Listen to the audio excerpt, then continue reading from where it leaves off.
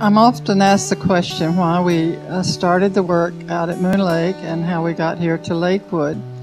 My husband was very serious about his ministry, and those in authority over us wanted a new church in the area. And it opened up out at Moon Lake, and we took an old house and made it into a church.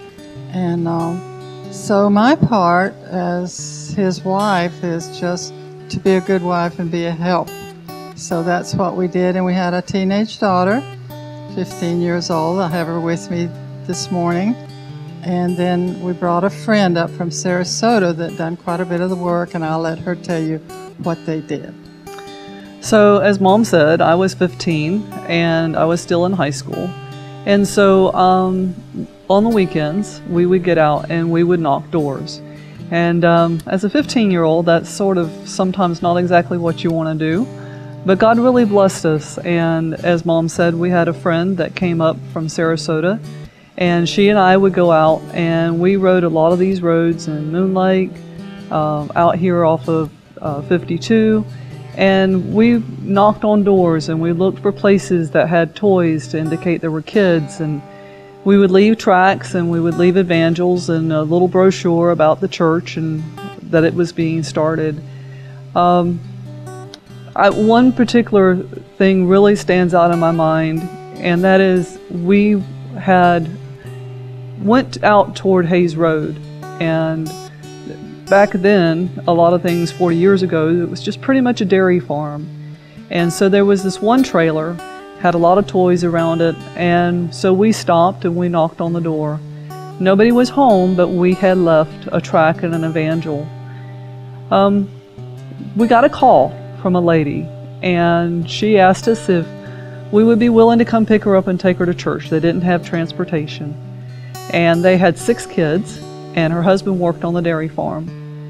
Well, she had been raised a Baptist, and she had been asking God for more of her relationship with God. She had a hungering, but she didn't know what more there was beyond salvation.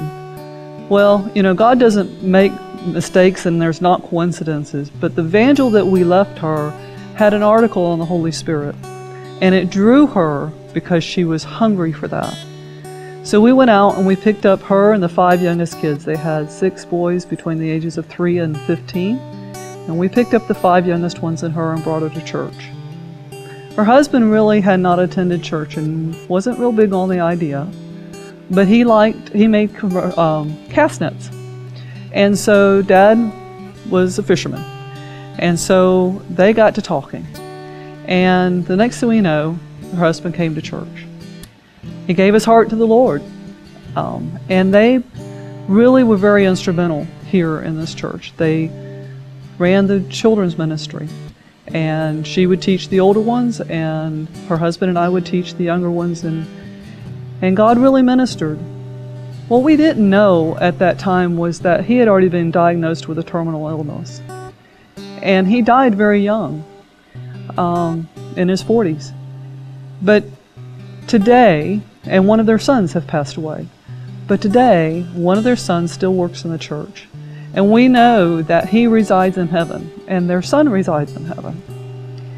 And recently, Mom was speaking to the wife, and she said, "What would have happened if you had not come and knocked on our door?" That stays with you. So for me, those teenage years were good years, but I also got to see some of the fruit of our labors.